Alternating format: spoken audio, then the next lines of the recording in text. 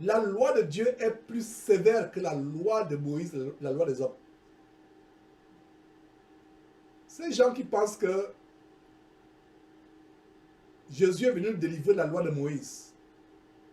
Mais la mauvaise nouvelle pour ces gens-là, c'est que la loi de Jésus est plus grande que la loi de Moïse. Au temps de Moïse, l'adultère, comme on va voir d'ailleurs dans quelques versets plus tard au chapitre 20, dans cette revue de ce que les gens appellent communément les 10 commandements, nous sommes au point de tu ne tireras point. On va voir plus tard l'adultère. Donc au temps de Moïse, l'adultère c'était de saisir des gens en flagrant délit physiquement. Une femme qui est mariée, qui va avec un homme qui n'est pas son mari, on devait les lapider physiquement. Mais Jésus, à Matthieu chapitre 5, élève le standard de l'adultère en disant, si tu regardes seulement une femme et tu la convoites dans ton cœur, tu as déjà commis l'adultère avec elle dans ton cœur, même si cette femme n'est pas consciente que tu la convoitais. Donc vous, les femmes qui mettez vos photos aguichantes et provocantes, qui montrent des coudes, pour vous faire apprécier, admirer sur Facebook, voilà comment vous amenez le monde entier à commettre l'adultère. Jésus a bien dit, Matthieu chapitre 5, quiconque regarde seulement une femme. Jésus n'a pas dit qu'il regarde seulement dans la rue. Je suis sûr que Jésus savait qu'un moment Internet devait arriver. Parce que rien n'est caché à Jésus et à Dieu. Il savait qu'un jour Internet devait arriver. Que les gens n'auraient même plus besoin d'aller dans la rue. Que malgré le confinement, quelqu'un peut continuer, le confinement du coronavirus, quelqu'un peut continuer à se langourer, se languir, se laver les yeux, ou plutôt se salir les yeux, à la télévision, sur Internet, sur Facebook. Malgré le confinement.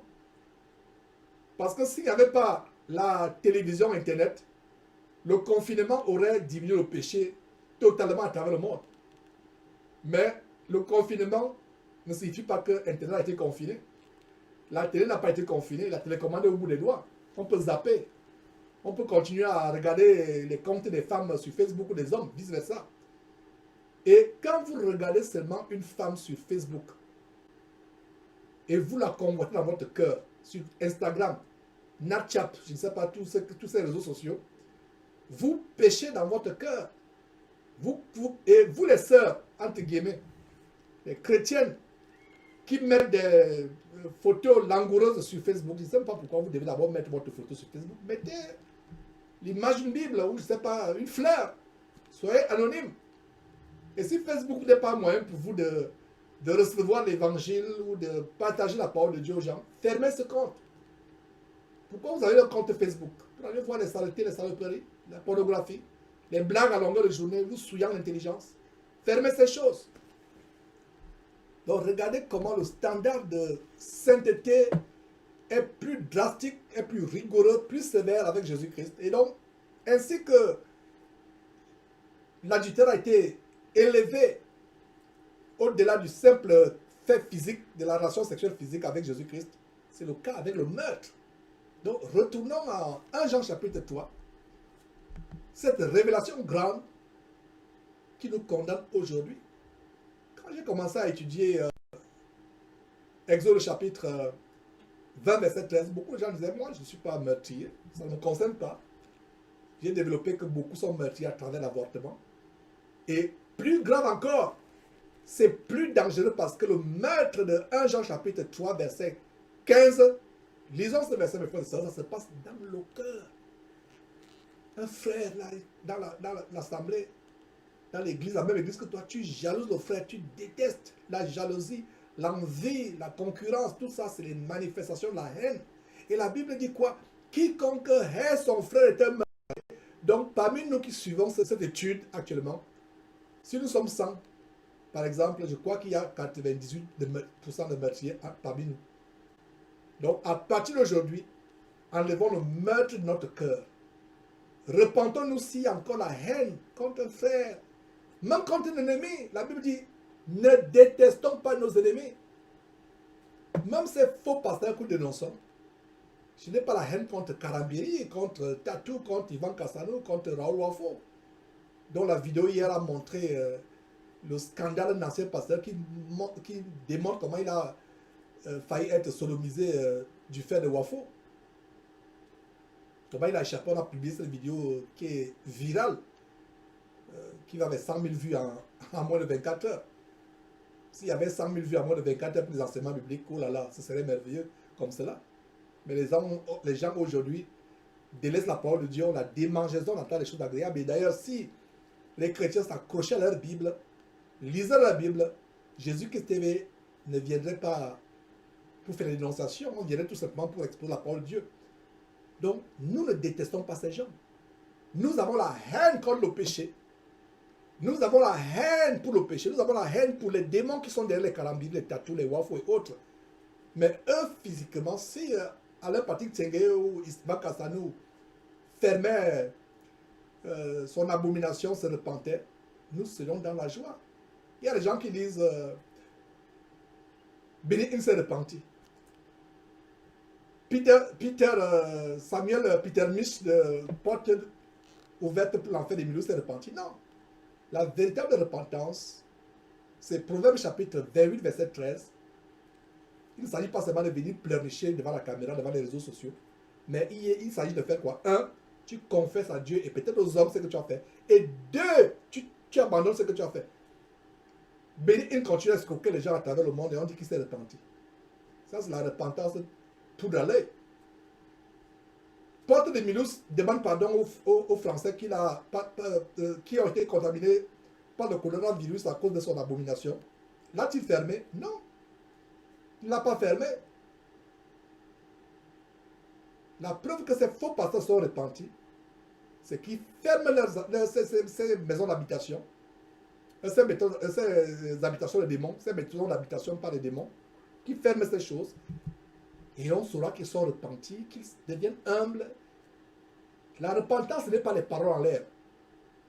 Jean-Baptiste disait à ceux qui venaient le suivre, race de vipères, qui vous a appris à fuir la colère à venir, produisez donc les fruits dignes de repentance. La repentance a des fruits, on voit. Vous vous repentez, vous faites les mêmes choses. C'est une repentance pour d'aller. Et tout ce que les gens, du moins les chrétiens mal affermis, qui aiment se faire berner, se faire mentir, tout ce qu'ils retiennent, c'est la vidéo de Peter Smith, Samuel Peter Smith, qui s'est repenti, c'est la vidéo de Benny Hinn. Mais la même église épicerie continue, le même centre commercial continue à escroquer les gens. Les mêmes abominations sont enseignées, le voyage astral, le Kundalini continue, Benny Hinn continue à enseigner le Kundalini. Les doctrines du nouvel âge continuent à être véhiculées par porte de l'enfer des Milous, l'évangile de la prospérité, toutes ces choses-là. Et vous dites qu'il s'est repenti. Non. La repentance, c'est les fruits. Donc, mes frères, revenons sur ce verset qui nous convainc de pécher. Quiconque hait son frère est un mauvais. Nous devons avoir de haine pour qui que ce soit. Même pour nos ennemis. Et vous savez qu'aucun meurtre n'a la vie éternelle. Ça veut dire que si tu hais, s'il y a quelqu'un parmi nous qui a de la haine pour son frère en Christ dans une église ou pour son parent, même si ton parent t'a fait du mal, ne le hais pas. Ma soeur, ne hais pas ta mère, ne hais pas ton père. La sagesse peut t'amener à prendre des distances. Parce qu'il y a des fois, le Seigneur peut t'amener à prendre des distances. Tu as vu le feu. Tu te rends compte que quand je me rapproche de telle personne, que ce soit mon frère dans la chair ou ma soeur, chaque fois que je suis en contact, ma communion est rompue. Chaque fois que ce parent vient dans ma maison, la communion est rompue.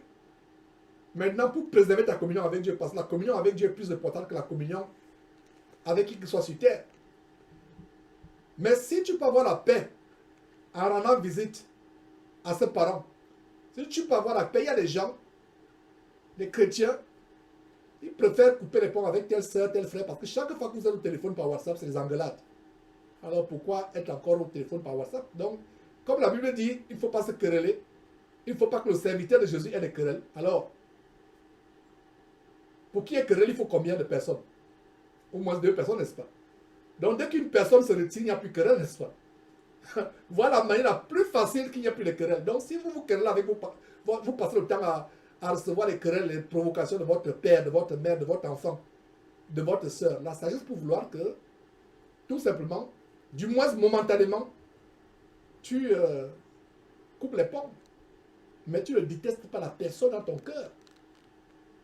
Parce qu'il y a des personnes, dès que vous êtes en contact, même après un an, tu l'appelles, tu te dis par exemple que le cœur s'est cassé, il est revenu dans les bons sentiments. Dès qu'il est au téléphone, c'est la bagarre. C'est comme s'il attendait seulement que tu appelles.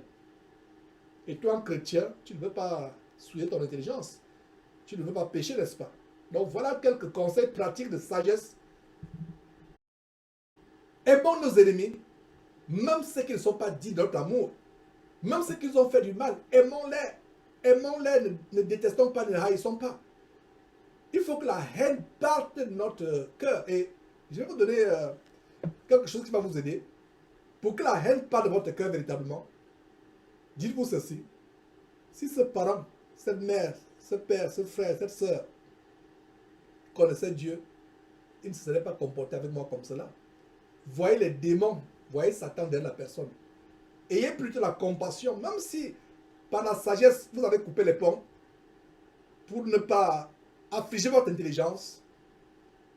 Continuez à prier pour votre mère, pour votre père, pour votre soeur, pour votre frère.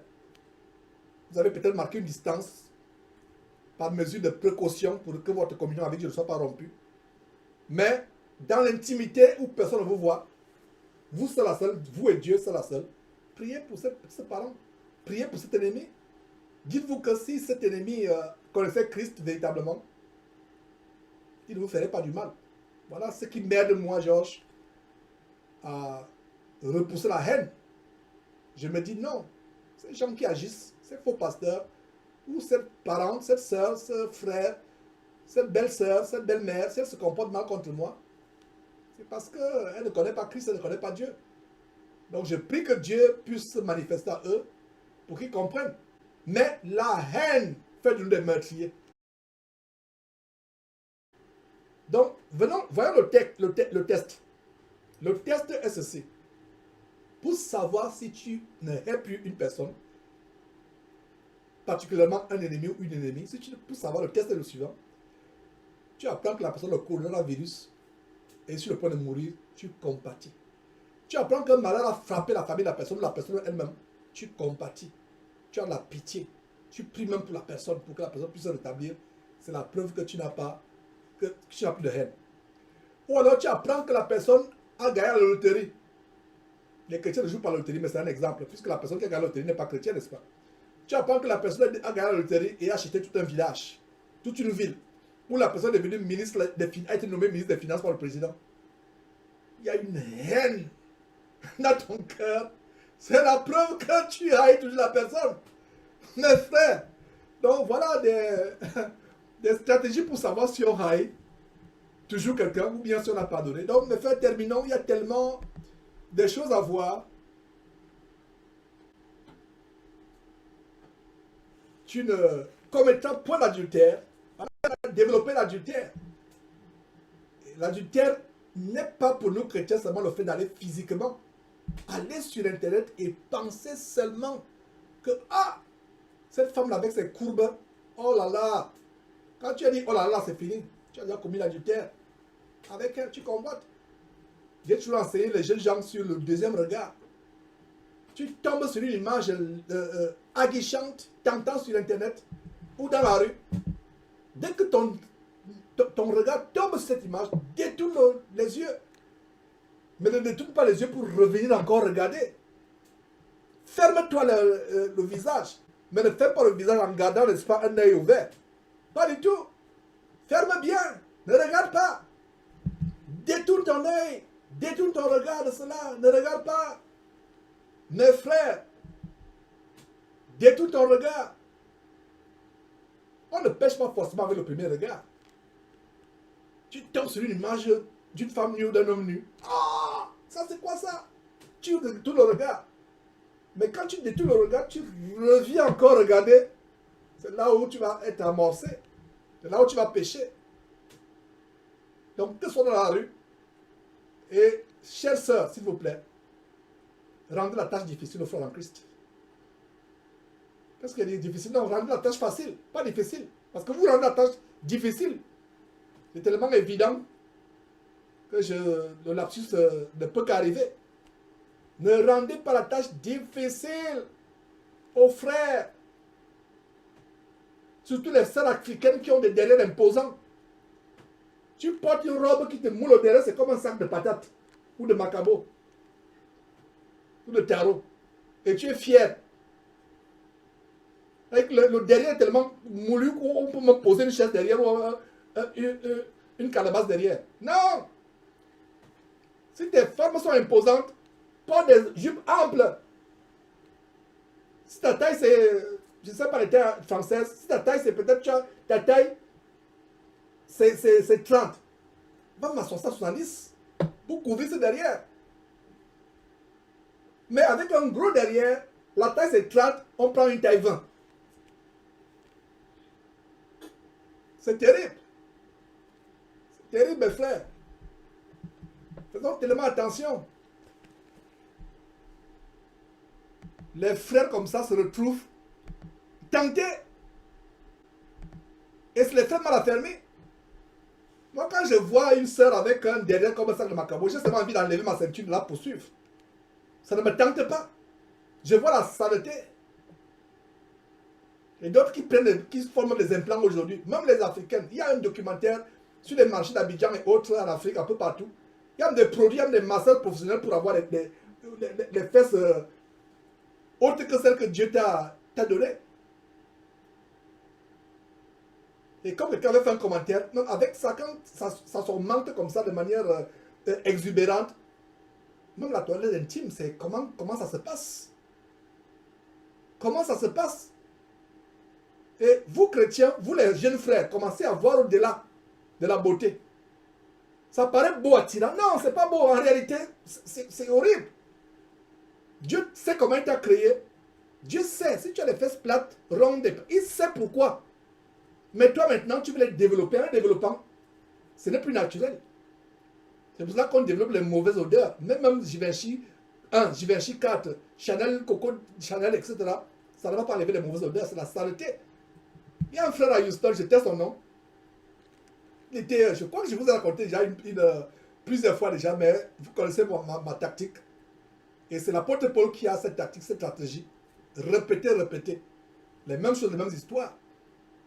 Un frère pourtant, fidèle, à son épouse, tellement intègre. Alors il était séduit par une collègue de travail qui visiblement voulait faire descendre le frère dans sa piété. Et j'ai donné un conseil à ce frère qui l'a dégoûté.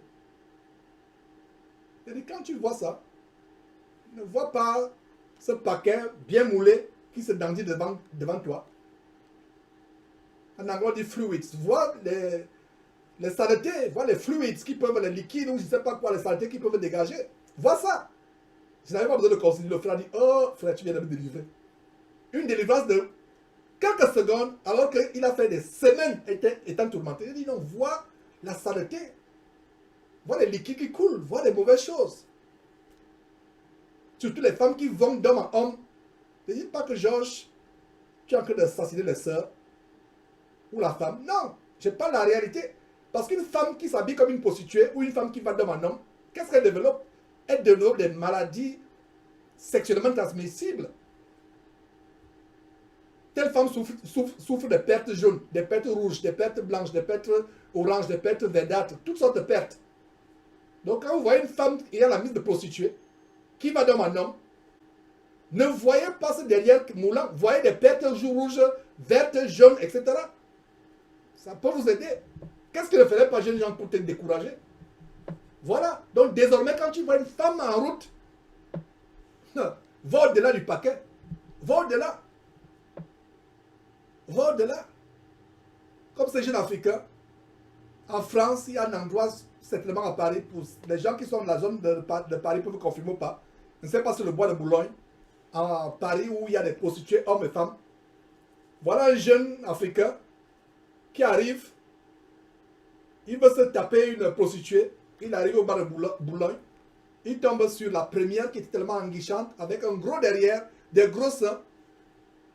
Arrivé à la chambre d'hôtel, le monsieur il se rend compte que c'est un homme.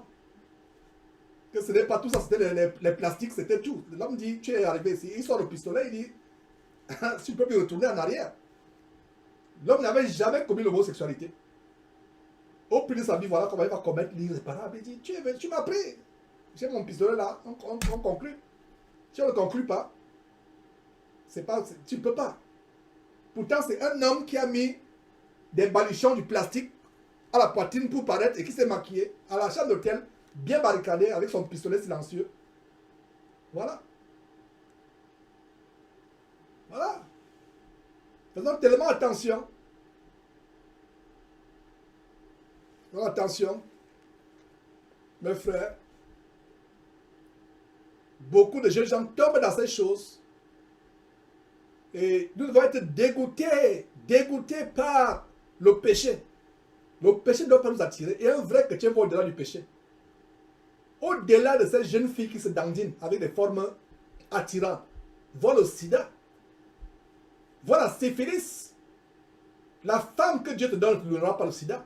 Mais si tu as une relation sexuelle avant mariage, tu auras le sida, tu peux avoir le sida, tu auras même la syphilis, les maladies sexuellement transmissibles. C'est ça. Évitons ces choses, mes frères. J'aime insister parce qu'en fait, c'est le chemin de la vie d'insister sur ces choses, de mettre l'emphase, décourager les jeunes gens. Voilà l'adultère. Dieu hait l'adultère. Et il y a une forme d'adultère, c'est l'amour du monde. L'amour du monde. En Jacques chapitre 4, verset 4, adultère que vous êtes, ne savez-vous pas que l'amour du monde est inimitié devant Dieu? L'amour du monde.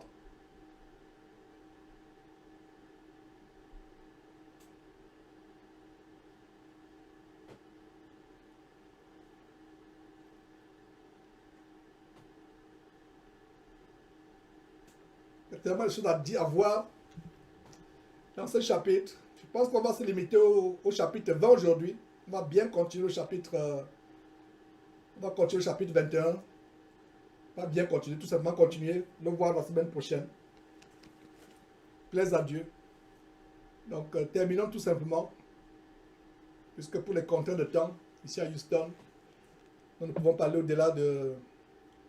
Avec le programme de l'après-midi, on ne peut pas aller au-delà du chapitre 20. Mais il y a tellement...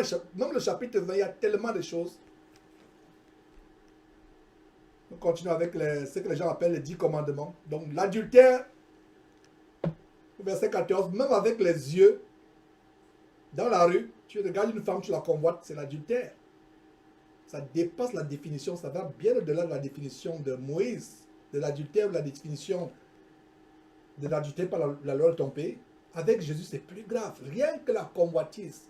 Tu as déjà commis l'adultère avec elle. Et vous, les femmes, qui vous habillez de manière sexy, et dans sexy, c'est même une insulte parce que vous transformez en objet de sexe. Vous ne savez pas avec combien de personnes vous avez commis l'adultère. Vous ne le savez pas. Pourtant, Jésus a bien dit que celui qui regarde une femme pour la convoiter, dans son cœur, a déjà commis l'adultère avec elle. Donc, toi qui mets les photos, une photo de prostituée que tu mets sur ta page Facebook, regarde des millions de personnes avec qui tu as fait l'adultère, sans que tu saches. Non seulement dans la rue. Est-ce que vous voyez comment c'est dangereux? Et le jour du jugement, ces personnes qui vont en enfer à cause de ce qu'ils ont fait l'adultère avec toi sur Facebook, non pas avec toi physiquement, mais avec ta photo, sœur en Christ, tu penses que toi tu iras au ciel? Non, tu vas les retrouver en enfer. Sauf si tu te repens en écoutant ces paroles et fais la première chose à faire, aller enlever ces photos de Facebook et faire le nettoyage dans ton placard.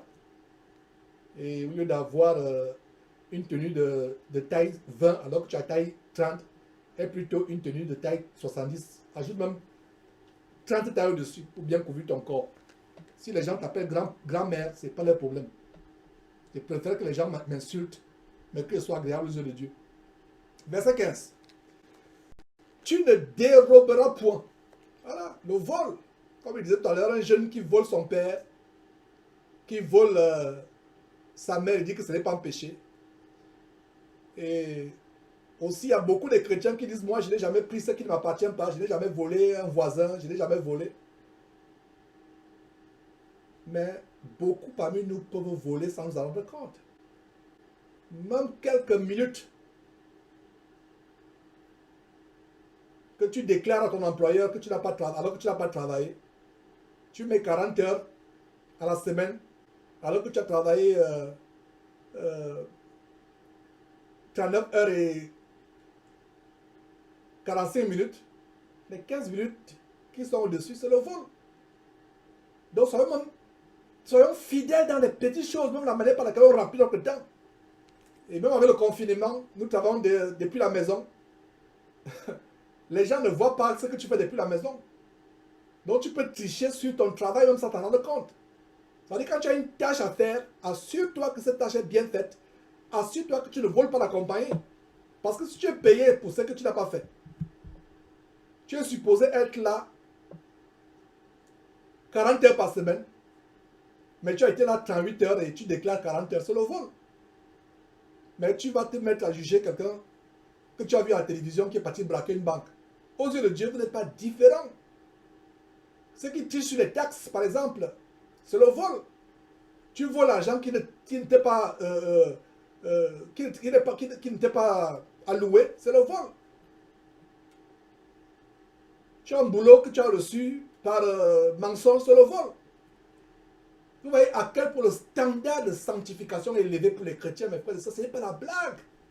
Et en exposant ces choses, beaucoup parmi nous se rendent compte qu'on a du travail à faire. Et si tu as fait ces choses que je reproche, que j'expose, au lieu de t'affliger, rends plutôt grâce à Dieu de ce que ça t'apporte à t'examiner, à être une meilleure personne. Voilà. Dérober. On peut faire des heures et des heures et des heures. On peut faire 4 renseignements sur le verset 15. Tu ne déroberas point. Dérober. Le manque d'intégrité, le manque d'honnêteté. Une procédure administrative. Par exemple, quelqu'un qui veut les logements sociaux. Tu dis ce qui n'est pas faux pour avoir un logement. Tu as volé ce logement. On peut multiplier les exemples à l'infini. J'ai parlé des taxes aujourd'hui pour avoir, comme aux États-Unis, ce qu'on appelle tax return. Il y a beaucoup de possibilités quand je parle de taxes, en fait, en français, on va dire impôt. C'est une famille à qui le gouvernement redonne de l'argent à la fin de l'année, soit par le nom de la famille, soit parce qu'il y a des raisons. Il y a des gens qui vont faire des mauvaises déclarations. Et ça peut entraîner quelqu'un à aller en prison pour cela, mes frères. Donc, et bien de fois, nous faisons ces choses à cause de quoi? À cause du manque de foi. À cause du manque de foi. Verset 16.